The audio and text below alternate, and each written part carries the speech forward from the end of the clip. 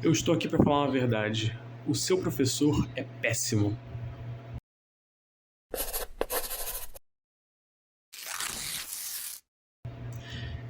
Eu disse isso porque não é porque eu acredito. É só para chamar atenção mesmo, é um clickbait. Mas por quê? Eu estou assistindo vários vídeos do IMPA e de algumas outras instituições que entrevistam matemáticos. E em específico eu tenho gostado muito de ver as aulas do professor Elon, o Elon Lages. Eu não vou falar aqui como se ele fosse a personalidade mais óbvia do mundo da matemática. Quem é matemático ele é, né? Para quem é matemático ele é. Mas eu vou assumir que muita gente não conhece ele, porque eu não conhecia até muito recentemente, quando eu ouvi alguns matemáticos falando sobre ele. Mas o professor Elon, ele é uma das figuras mais importantes da matemática no Brasil, não só no sentido de produção de material relevante, né? Ele tem livros excelentes, como no ensino. Ele sempre enfatizou muito a importância do ensino da matemática e da acessibilidade ao ensino da matemática e do desenvolvimento do ensino matemático no Brasil. Ele, até onde eu sei, ele não foi um dos fundadores do IMPA, acredito que não, porque das entrevistas que eu já vi com ele, ele chegou no IMPA, ele já estava fundado, ele era uma sala, pelo que parece. Mas ele foi um dos caras mais importantes do IMPA. Ele infelizmente já faleceu, embora esteja extremamente vivo nas suas obras, né? Elas são até hoje consultadas, e eu acredito que as entrevistas dele são de grande... são muito preciosas, né? Ele ensina muita coisa bacana nas entrevistas e nas aulas. E tem um vídeo bem curtinho que eu acabei de ver, onde ele fala quais que são os atributos essenciais para um bom professor.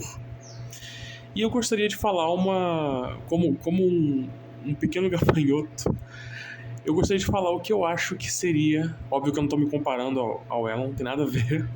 É só que, enquanto ele falava, eu pensei assim, poxa, o que me faria um bom aluno, né? Se ele é um bom professor, se ele está indicando o que é ser um bom professor, o que eu acredito que é ser um bom aluno. E aí, tem um momento da pergunta, né, que ela é feita lá no IMPA, que ele fala que um bom professor, ele sabe da matéria mais um pouco. E eu acredito que para você ser um bom aluno, você tem que assumir que o seu professor sabe pouco da matéria, ou sabe da matéria menos um pouco.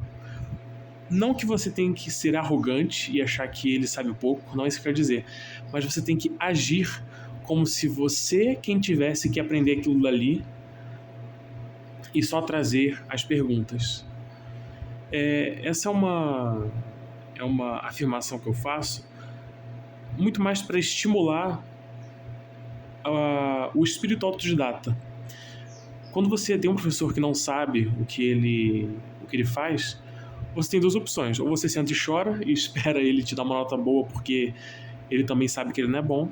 Ou você vai sentar a bunda, vai pegar um dos livros e vai estudar segundo o livro. E eu acredito que todos nós temos que ter esse espírito de... Não importa se seu professor é bom ou ruim, se ele está mais para frente, se ele está atrasado, se ele vai conseguir dar a matéria toda ou não, nos cabe como alunos pegar o material com antecedência e estudar além. Óbvio que na medida do possível, eu acho que para 80, 90% dos alunos hoje do Brasil de faculdade, eles precisam estudar e trabalhar. É o meu caso, é o caso da maioria das pessoas. Mas, na medida do possível, a gente deve buscar aquilo dali como uma prioridade, sabe? Eu acredito que é essencial que a gente trate aquilo dali como algo que é nosso e não que está sendo só entregue pra gente. Não é... A faculdade, ela já não é mais o aviãozinho que vai até a nossa boca, né? Inclusive, se bobear, joga um prato na nossa frente e que se vire. Isso é bom, porque isso vai testar a sua autonomia. isso vai fazer você desenvolver autonomia e isso vai te forçar a jogar fora essas amarras do ensino fundamental e médio de que você só vai consumir e aplicar, consumir e aplicar. Aqui não, você não tem que só saber como aplicar, você tem que entender por que você está fazendo aquilo, principalmente matemática. Se você está aprendendo matemática e você não sabe por que você está fazendo aquilo, é muito difícil de você prosseguir, porque uma demonstração, uma prova, exigem que você entenda 100% do que você está falando. Não sei se 100%, mas que você tenha pelo menos um esclarecimento do que você fala, né? Eu estou estudando, fazendo essa série de diário de cálculo, e eu estou em específico agora numa parte que fala sobre os épsilons e deltas definindo um limite. E por mais que eu tenha entendido, por exemplo, como fazer uma demonstração de que uma função ela é contínua em um ponto ou contínua em todos os pontos presentes, nos momentos em que eu percebi que eu ainda tenho dificuldade para entender o que é o epsilon e delta, eu já não consigo ter um raciocínio completo, um raciocínio bom o suficiente para desenvolver uma resposta um pouco mais complexa, sabe? Em exercícios um pouco mais difíceis, que pedem que eu prove ou desenvolva funções que sejam contínuas em todo o seu corpo, mas em todo o seu domínio, mas sejam indeterminadas ou não sejam contínuas em certos pontos, enfim. Quanto mais aquela questão te exigir criatividade, mais você tem que saber o que você está fazendo. Criatividade não é só você saber fazer algo do nada. Muito pelo contrário, é você saber usar muito bem as ferramentas que você já tem. Na arte, quando você quer fazer uma bela pintura, não é só você ter uma ideia boa. Nossa, que lindo esse cenário aqui, que eu estou parado em frente a um rio, com várias pessoas brincando no rio. Se você não souber aplicar os conceitos básicos de arte, luz, sombra, proporção, harmonia, cores, você não vai passar a sua arte não vai passar de um desenho mal feito, de um sketch de alguém que está aprendendo a fazer arte.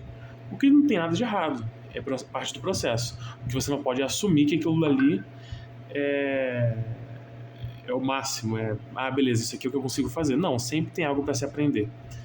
É por isso que a gente tem essa impressão tão forte de que pessoas muito inteligentes chegam a ser arrogantes quando falam que não sabem nada. É só que elas perceberam que elas de fato não sabem nada. Como a gente que é novo no conhecimento está conhecendo tudo agora, a impressão que a gente tem realmente é que a gente descobriu tudo. Mas não, a gente está só abrindo a porta, né? Então é isso, essa é uma pequena reflexão para hoje. Espero que você entenda que o seu professor não vai te ensinar nada.